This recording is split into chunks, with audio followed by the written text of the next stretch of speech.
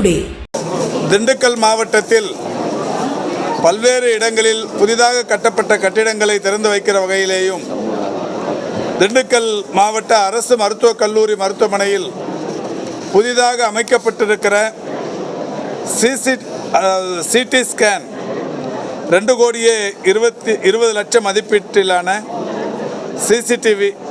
CT scan திறந்து வைக்கிற பணியும், இதே மருத்துவக் கல்லூரியில் ஒரு டிஜிட்டல் எக்ஸ்ரே 61,29,000 மதிப்பீட்டில் திறந்து வைக்கிற பணியும் மாண்புமிகு ஊரக வளர்ச்சித்துறை அமைச்சர் அவர்களின் மூலம் இன்றைக்கு நிறைவேற்றப்பட்டிருக்கிறது. தொடர்ந்து இந்த நிகழ்ச்சியை தொடர்ந்து இந்த மாவட்டத்தில் திண்டுக்கல் தொகுதி, ஆத்தூர் தொகுதி, நத்தம் தொகுதி ஆகிய 3 தொகுதிகளுக்குட்பட்ட 4 இடங்களில் புதிதாக கட்டப்பட்ட ஆரம்ப சுகாதார நிலையங்கள், துணை சுகாதார நிலையங்களுக்கான கட்டிடங்கள் திறந்து வைக்கப்படவிருக்கிறது. அதேபோல் ஆத்தூர், நிலக்கோட்டை, நத்தம் ஆகிய தொகுதிகளில் 11 இடங்களில் கட்டப்பட வேண்டிய கட்டிடங்களுக்கான அடிக்கல் நாட்டப்பட வேண்டியிருக்கிறது. தொடர்ந்து நாளை காலை பழனி சட்டமன்ற தொகுதிக்குட்பட்ட பழனி, வேடச்சந்தூர், ஒட்டன்சத்திரம் ஆகிய தொகுதிகளுக்குட்பட்ட 18 புதிய கட்டிடங்கள் திறந்து வைக்கப்படவிருக்கிறது. தொடர்ந்து பழனி, வேடச்சந்தூர், ஒட்டன்சத்திரம் ஆகிய 3 தொகுதிகளுக்குட்பட்ட 11 கட்டிடங்களுக்கு அடிக்கல் நாட்டப்படவிருக்கிறது. ஆக மொத்தம் 45 இடங்களில் புதிதாக கட்டப்பட்ட கட்டிடங்களை திறந்து வைத்தும் கட்டப்பட வேண்டிய கட்டிடங்களுக்கான அடிக்கல் நாட்டும் நிகழ்ச்சியும் நடைபெற்றிருக்கிறது. ஒட்டுமொத்தமாக 10,59,00,000 செலவில் புதிதாக கட்டப்பட்ட கட்டிடங்கள், 11,05,00,000 செலவில் அடிக்கல் நாட்டும் நிகழ்ச்சிகள் என்று 21,64,00,000 மதிப்பீட்டிலான புதிய திட்டப்பணிகள் இந்த மாவட்டத்தில் இன்றைக்கு தொடங்கி வைக்கப்பட்டிருக்கிறது. மாண்புமிகு தமிழ்நாட்டின் முதலமைச்சர் அவருடைய வழிகாட்டுதலோடு ஒவ்வொரு மாவட்டத்திலும் புதிதாக கட்டப்பட்ட துணை சுகாதார நிலையங்களுக்கான கட்டிடங்கள், ஆரம்ப சுகாதார நிலையங்களுக்கான கட்டிடங்கள் ஒவ்வொரு மாவட்டத்திலும் 20-30 என்று திறந்து வைக்கப்பட்டு வந்து கொண்டிருக்கிறது. அந்த வகையில் இந்த மாவட்டத்தில் மட்டும் இன்றும் நாளையும் 23 புதிய கட்டிடங்கள் திறந்து வைக்கப்படுவதும், 22 இடங்களில் புதிதாக கட்டப்பட வேண்டிய கட்டிடங்களுக்கு அடிக்கல் நாட்டுவது என்கின்ற வகையில் 45 கட்டிடங்களுக்கான பணிகள் நடைபெற்று கொண்டிருக்கிறது. இந்த கல்லூரி மருத்துவமனையை பொறுத்தவரை மாண்புமிகு முதல்வர் அவர்களின் வாயிலாக 2021 திறந்து வைக்கப்பட்டது. திறந்து வைக்கப்பட்ட நாள் முதல் மிக சிறப்பான மருத்துவ சேவையை இந்த மருத்துவமனை ஆற்றி வருகிறது. தினந்தோறும் ஒரு 3,600 பேர் இங்கே புறநோயாளிகளாகவும் 1,500க்கும் மேற்பட்டவர்கள் உள்நோயாளிகளாகவும் இங்கே பயன்பட்டு வருகிறார்கள். இன்றைக்கு மாண்புமிகு ஊராட்சித்துறை அமைச்சர் அவர்களால் திறந்து வைக்கப்பட்டிருக்கிற இந்த சிடி ஸ்கேன் 16 ஸ்லைஸ் என்பது 2,20,00,000 மதிப்பீட்டிலானது. ஏற்கனவே இதே மருத்துவமனையில் இன்னொரு சிடி ஸ்கேன் பயன்பாட்டில் இருக்கிறது என்றாலும் தினந்தோறும் ஏராளமான பயனாளிகளுக்கு இதன் மூலம் பயன் கிடைக்கும் என்கின்ற வகையில் ஒரு புதிய சிடி ஸ்கேன் 2,20,00,000 செலவில் இன்றைக்கு இங்கே திறந்து வைக்கப்பட்டிருக்கிறது. அது மட்டுமல்லாது டிஜிட்டல் எக்ஸ்ரே 61,00,000 ரூபாய் செலவில் இங்கே இப்போது திறந்து வைக்கப்பட்டிருக்கிறது.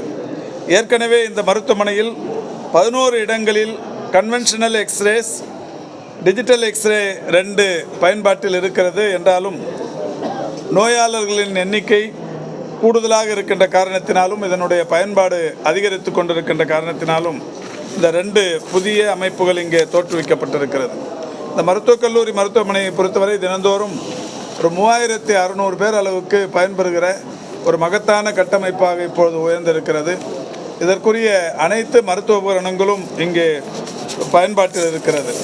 இந்த மருத்துவமனையில் பணியாற்றுகிற மருத்துவர்களும் கூட போதுமான அளவுக்கான மருத்துவர்கள் இங்கே இருந்து கொண்டிருக்கிறார்கள். 21 கிளினிக்கல் ஸ்பெஷாலிட்டி என்கின்ற வகையிலான மருத்துவர்களும், 220 மருத்துவர்கள், 420 செவிலியர்கள், 45 மருத்துவம் சாரா பணியாளர்கள், வெளிப்புற ஆதார முறையில் பணியாற்றுபவர்கள் 510 பேர் என்று 1,218 பணியாளர்கள் இந்த மருத்துவக் கல்லூரி மருத்துவமனையில் பணியாற்றி கொண்டிருக்கின்றார்கள்.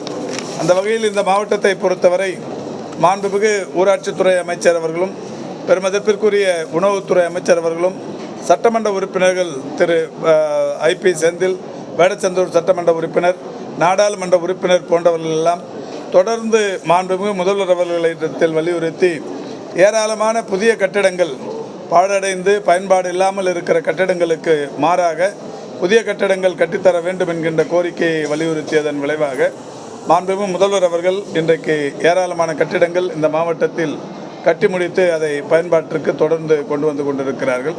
ஏற்கனவே பலமுறை இந்த மாவட்டத்தில் புதிய கட்டிடங்களை மாண்புமிகு அமைச்சர் அவர்களுடைய கரங்களினால் திறந்து வைக்கப்பட்டிருக்கிறது என்றாலும் இன்றைக்கு புதிதாக இவ்வளவு கட்டிடங்கள் ஏறத்தாழ 23 புதிய கட்டிடங்கள் திறந்து வைக்கும் பணி இன்றைக்கு நடைபெறவிருக்கிறது. தமிழ்நாட்டை பொறுத்தவரை இந்த 4 ஆண்டுகளுக்கு முன்னால் வரை 1000க்கும் மேற்பட்ட வாடகை கட்டிடங்களில் இயங்கும் மருத்துவமனைகளும் 1500க்கும் மேற்பட்ட கட்டிடங்கள் பழமையான கட்டிடங்கள் பயன்படுத்த முடியாத நிலையிலும் இருந்தது. தற்போது ஏறத்தாழ 1600 புதிய கட்டிடங்களை இந்த அரசு பொறுப்பேற்றதற்கு பிறகு எல்லா மாவட்டங்களிலும் கட்டி தந்திருக்கிறது. மாண்புமிகு தமிழ்நாட்டின் முதலமைச்சர் அவர்கள் வருகிற 3ஆம் தேதி கூட சென்னையிலிருந்து தமிழ்நாடு முழுவதிலும் அமைந்திருக்கிற 208 நகர்ப்புற நலவாழ்வு மையங்களை திறந்து வைக்கவிருக்கிறார்கள்.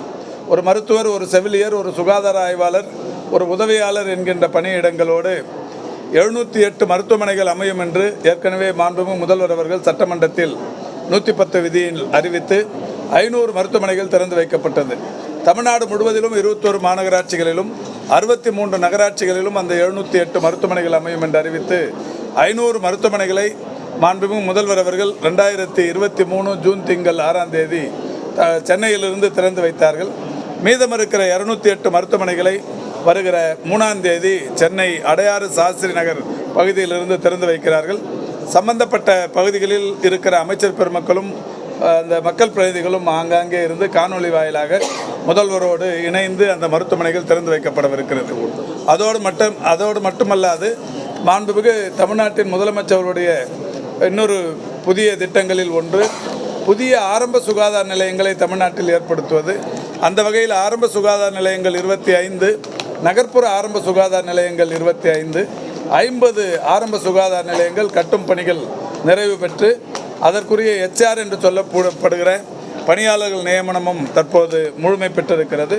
அந்த 50 ஆரம்ப சுகாதார நிலையங்களையும் கூட மாண்புமிகு தமிழ்நாட்டின் முதலமைச்சர் அவர்கள் வருகிற 3ஆம் தேதி சென்னையிலிருந்து தொடங்கி வைக்கிறார்கள்.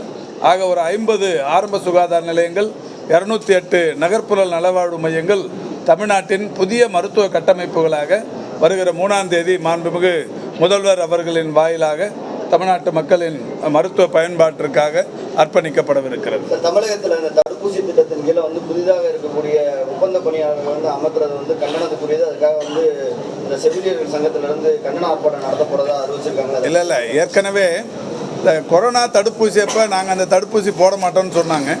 அப்போ இதில் தற்காலிக பணியாளர்கள் தான் அந்த தடுப்பூசி பணியில் ஈடுபடுத்தப்பட்டார்கள். தடுப்பூசி போடுறது யார் வேணாலும் போடலாம். இப்போ இவங்களுக்கு அந்த பணி இல்லைன்னு இல்லை, உங்களுக்கு அந்த தடுப்பூசி போடும் பணி இவங்களுக்கும் பகிர்ந்தளிக்கப்படவிருக்கிறது. அதில் எந்த மாற்றமும் இல்லை. நேற்றைக்கு அந்த சம்பந்தப்பட்ட சங்கத்தை சேர்ந்தவர்கள் எங்களிடத்தில் பேச்சுவார்த்தைக்கு தேதி கேட்டிருக்கிறார்கள். அடுத்த வாரம் அவர்களை வர சொல்லியிருக்கோம். அதில் அதெல்லாம் ஒரு பாதிப்பும் ஏற்படாதுங்க. எல்லா தடுப்பூசியும் தமிழ்நாட்டை பொறுத்தவரை ஒரு தடுப்பூசி கூட பெண்டிங் இல்லாமல் குறிப்பிட்ட நேரத்துக்குள் குறிப்பிட்ட கால அவகாசத்துக்குள் போடுகிற பணிகள் நடைபெற்றுக் கொண்டு இல்லை. ஏற்கனவே அவங்க தான் கொரோனா தடுப்பூசி போட்டாங்க. அதனால் பயிற்சியெல்லாம் கொடுத்ததுக்கு அப்புறம் தான் போடுவாங்க. அதனால் இப்போ இவங்க முதல்ல போட மாட்டேன்னு சொன்னாங்க. இப்போ அவங்க போடுறதால இல்லை நாங்களே எங்கே போடுறோம் அப்படின்ற மாதிரி வந்துட்டுறாங்க. இது அவங்களுக்குள்ளே இருக்கிற ஒரு சின்ன பிரச்சனை தான். அதை நாங்கள் சார்ட் அவுட் பண்ணிடுவோம். என்னமா கட்டிடங்கள் அதிகமாக திறக்கப்பட்டாலும் அதில் போதுமான வசதிகள் இல்லைன்னு சொல்கிறாங்க. எந்த இடத்துல இல்லைன்னு சொல்கிறாங்கன்னு சொல்லுங்கள். அதாங்க இது இல்லை இது திறந்து இப்போ 3 வருஷம் ஆகுது. 3 வருஷத்தில் ஒரு துறையாக இப்போ ஏற்படுத்தினே இருக்கிறோம். இப்போ 1218 பணியாளர்கள் இதில் இருக்கிறாங்க. இப்போவும் கூட பார்த்தீங்க, ஏற்கனவே ஒரு சிடி ஸ்கேன் 16 ஸ்லைஸ் பயன்பாட்டில் இருக்குது. இப்போ இன்னும் கூடுதலாக தேவைன்னும் போது இன்னொன்று இப்போ 2,20,00,000 கொடுத்துருக்குறோம். ஏற்கனவே இங்கே 2 டிஜிட்டல் எக்ஸ்ரே இருக்குது. இன்னும் கூடுதலாக மக்கள் பயன்பாடு அதிகமாக இருக்கிறதால இப்போ ஒன்று திறந்திருக்கு. அது மாதிரி பயன்பாடு அதிகரிக்க என்னெல்லாம் தேவை இருக்கோ அந்த தேவைகளை முழு அளவில் இந்த அரசு நிறைவேற்றி தரும். சார், தலைக்காய பிரிவு ஆல்ரெடி 7 வருஷத்துக்கு முன்னே கொண்டு வந்தாங்க. ஆனால் இப்போ வரைக்கும் டேக் டைவர்ஷனாக இருக்குது. யார் வந்தாலும் மதுரைக்கு தான் அனுப்புகிறாங்க. அதே மாதிரி நியூரோவுக்கும் இங்கே மருத்துவர்கள் இல்லை. இப்போ ஏற்கனவே மதுரையிலிருந்து ஒரு டாக்டர் இங்கே டைவர்ஷன் போட்டு திருப்பி போயிட்டாங்க. இப்போ திருப்பி இந்த அதாவது 2000க்கும் மேற்பட்ட மருத்துவர்கள் இப்போ பணி நியமனம் பண்ணல.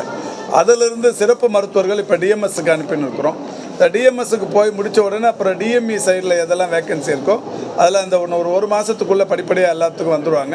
அந்த மாதிரி வரும்போது திண்டுக்கல் அரசு மருத்துவக் கல்லூரி மருத்துவமனைக்கு தேவையான இந்த தலைக்காய பிரிவு மருத்துவராக இருந்தாலும் வேறு எந்த சிறப்பு மருத்துவராக இருந்தாலும் இப்போ ஒரு 23 மருத்துவர்கள் இருக்கிறார்கள், சிறப்பு மருத்துவர்கள். இன்னும் தேவையான மருத்துவர்கள் இங்கே விரைவில் நியமிக்கப்படும். ஆஞ்சியோ பண்ணுறதே கிடையாது.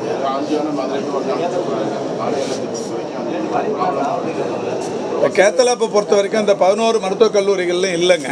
இந்த கேத்தலாப்புங்கிறது ஒரு 13-14 கோடி ரூபாய் மதிப்பிலான ஒரு பெரிய அமைப்பு. இப்போ சிடி ஸ்கேன், எம்ஆர்ஐ, இந்த டிஜிட்டல் எக்ஸ்ரே, இந்த மாதிரி அதிநவீன மருத்துவ உபகரணங்கள் வருது.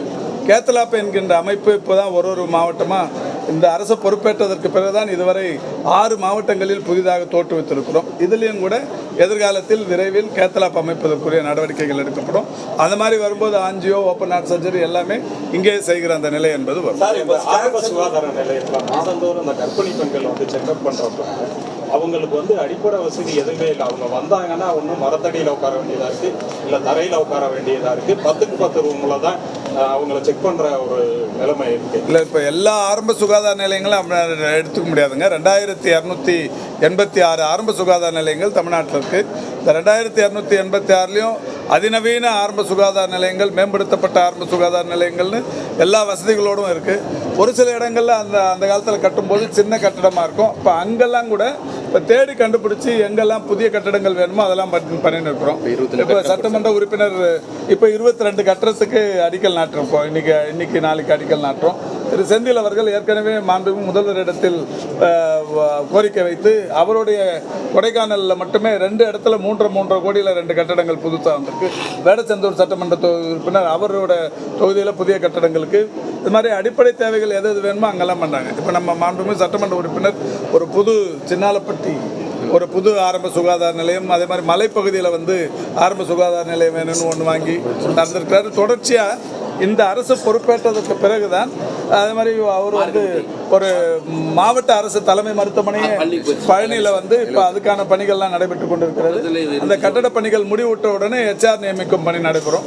இப்போ 25 மாவட்டங்களில் மாவட்ட அரசு தலைமை மருத்துவமனைகள் 1018 கோடி செலவில் கட்டும் பணிகள் நடைபெற்றுக் கொண்டிருக்கிறது. இதுவரை மருத்துவத்துறை வரலாற்றில் ஒரே நேரத்தில் 25 மாவட்ட அரசு தலைமை மருத்துவமனைகள் 19 மாவட்டங்களில் 19 மாவட்டத்தில் வர வேண்டிய மாவட்ட அரசு தலைமை மருத்துவர்கள் ஒரு 6 இடத்துல கூடுதலாக விருதுநகர் மாதிரியான இடங்களில் 2 மாவட்ட அரசு தலைமை மருத்துவமனைகள் என்கின்ற வகையில் 25 இடங்களில் பணிகள் நடைபெற்றுக் கொண்டிருக்கிறது.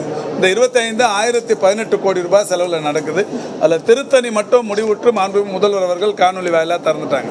இன்னும் 24 திறக்க வேண்டியிருக்கு, பழனி உள்பட எல்லாமே வேலை முடிய போகுது. வேலை முடிஞ்சோடனே மருத்துவ உபகரணங்கள் ப்ரிக்யூர் பண்ணி அங்கே கொடுத்துட்டு அதுக்கப்புறம் இந்த பணியாளர்கள் நியமனம் இன்னும் 2 மாதத்தில் முடிஞ்சிட்டோடனே முதல்வர் அவர்களின் வாயிலாக ஒவ்வொரு மாவட்டத்திலும் இன்னும் ஒரு 2-3 மாதத்துக்குள்ளவே இந்த 25 மாவட்ட அரசு தலைமை மருத்துவமனைகளும் பயன்பாட்டுக்கு வர இருக்குது. இது வரைக்கும் இந்த மருத்துவத்துறையின் வரலாற்றில் இவ்வளவு பெரிய மருத்துவ கட்டமைப்பு இது வரைக்கும் வந்ததில்லை, அந்த அளவுக்கு வந்துன்னு இருக்குது. நீங்கள் சொல்கிற மாதிரி எங்கேயாவது எந்த மருத்துவமனையிலையோ ஆரம்ப சுகாதார நிலையத்திலேயாவது இந்த மாதிரி சின்ன குறை இருந்துச்சுன்னா அந்த கர்ப்பிணி தாய்மார்களுக்கு என்று தங்கும் வீடு அறைகள் அது மாதிரி ஏதாவது தேவைன்னு இருந்துச்சுன்னா மக்கள் பிரதிநிதிகள் அடையாளம் கண்டுபிடிச்சி சொல்லுவாங்க, டெஃபினட்டாக கட்டி கொடுப்போம். இப்போ கூட நான் காலையில் இறங்கினோடனே தோப்பூரில் இருக்கிற காசநோய் மருத்துவமனைக்கு ஒரு சர்ப்ரைஸ் விசிட் போயிருந்தேன். நல்லா இருக்குது. அதே போன வாரம் மேல்விஷாருங்கிற ஒரு மருத்துவமனைக்கு போயிருந்தேன். அங்கே மருத்துவர்கள் அந்த சரியான பணி நேரத்துக்கு வராமல் இருந்தாங்க. 3 பேரை சஸ்பெண்ட் பண்ணியிருக்கிறோம். ஒரு டாக்டர், ஒரு நர்ஸு, ஒரு வாட்ச்மேன் 3 பேரையும் சஸ்பெண்ட் பண்ணியிருக்கிறோம். இது 3 நாளைக்கு முன்னாடி நடந்தது.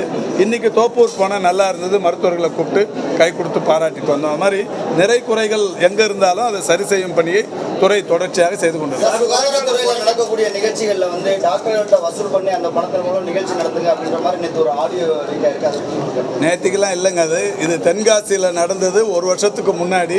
அவர் அது சம்மந்தமாக போலீஸ் விசாரித்து அது யார் பேசுனதுன்னு இது வரைக்கும் தெரியாமல் இருக்குது. எந்த மருத்துவர் பேசினாரோ அது மாதிரி பேசியிருந்தால் யாருங்கிறத கண்டுபிடிக்கிறதுக்காக 3 ஜேடி போய் ஆய்வு பண்ணாங்க. காவல்துறை கையிலையும் கம்ப்ளைண்ட் கொடுத்துருக்குறோம். இது வரைக்கும் யாருன்னு கண்டுபிடிக்க முடியல. யார் எந்த வாய்ஸ்ன்னு சொல்லலை. உங்களுக்கு தெரிஞ்ச அந்த வாய்ஸுக்குரியவர் யாருன்னு சொல்லுங்கள், நடவடிக்கை எடுக்க. அது 1 வருஷத்துக்கு முன்னாடி இவ்வளோ அப்டேட் இல்லாமல் இருக்கிறீங்களா திண்டுக்கல் பத்திரிகையாளர்கள்? இல்லை இப்போ வந்து வைரல் ஆகிறதுக்கான காரணம் என்ன சார்? அதை கண்டுபிடிக்கலாம். இப்போ அதான் 10 வருஷத்துக்கு முன்னாடி கீழ்ப்பாக்கம் மருத்துவமனை நல்லா இல்லைன்னு ருத்ரன் ஒரு எழுத்தாளர் எழுதியிருந்தார். இன்றைக்கும் கூட அது வருது. சோஷியல் மீடியாவில் வரத்துக்கு போய் என்ன பண்ண முடியுங்க? சோஷியல் மீடியாவில் வர்றது அது மாதிரி ஃபேக் நியூஸ் தொடர்ச்சியாக வரும். அதுக்கு யார் என்ன பண்ண முடியும்? உண்மையான செய்தியை கண்டுபிடிக்கிறது தான் பத்திரிகையாளர்கள் வேலை. இப்போ உங்களை கேட்குறோம், அந்த ஆடியோ மெசேஜுக்குள்ளவர் யாருன்னு கண்டுபிடிச்சி சொல்லுங்கள், நடவடிக்கை எடுக்கிறோம். என்னம்மா எங்கங்க கட்சியை சேர்ந்தவங்க அது மாதிரி வர்றவங்க ரெஸ்ட்ரிக்ட் பண்ணுறதுக்கு ஏதாவது அதை பொதுவாங்க எந்த பேஷண்ட்டை பார்க்க வர்றதுக்கும் அட்டெண்டருக்குன்னு ஒரு பார்க்கறதுக்கான நேரம் இருக்குது. அட்டெண்டர்கள் வெளியில் தங்கறதுக்குன்னு ஷெட் எல்லாம் போட்டு கொடுத்துருக்கு. நிறைய வசதிகள் இருக்குது. அதே மீறி இப்போ 3600 பேஷண்ட் வரும்போது இந்த யாராவது ஒருத்தருக்கு உறவினர்கள் கூட இருந்து இல்லை கூடுதலான அனுதாபத்தோடு வர்றவங்களை போய் சொல்ல முடியும். ரொம்ப தடுத்து பண்ணுறதுங்கிறது கஷ்டம். இந்த மாதிரியான பகுதிகளில் மதுரையிலையும் அந்த மாதிரி ஒரு சூழல் இருக்குது. ராஜாஜி மருத்துவமனைக்கும் யாராவது ஒரு இறந்துட்டு சடலத்தை போஸ்ட்மார்ட்டம் பண்ணி வாங்குறதுக்குள்ளே ஊராக வந்து உட்காந்துடுறாங்க. கொஞ்சம் அந்த நேரத்தில் அவங்கள போய் ஒன்றும் பெருசாக பண்ண முடியாதுல்ல.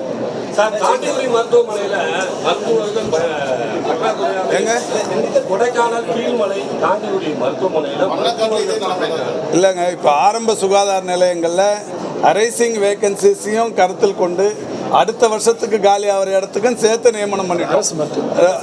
இல்லை இப்போ அதை நியமனம் பண்ணிவிட்டு அரசு மருத்துவமனைகளுக்கு ஸ்பெஷலிஸ்ட்டுங்களை சிறப்பு மருத்துவர்களை இங்கேருந்து அனுப்பி நிற்கிறோம். யாரெல்லாம் பிஜி முடித்தாங்களோ அவங்கள அனுப்பி நிற்கிறோம். அது இப்போ தான் ஒரு வாரமாக எல்லா மருத்துவமனைகளுக்கும் போயின்னு இருக்கிறாங்க.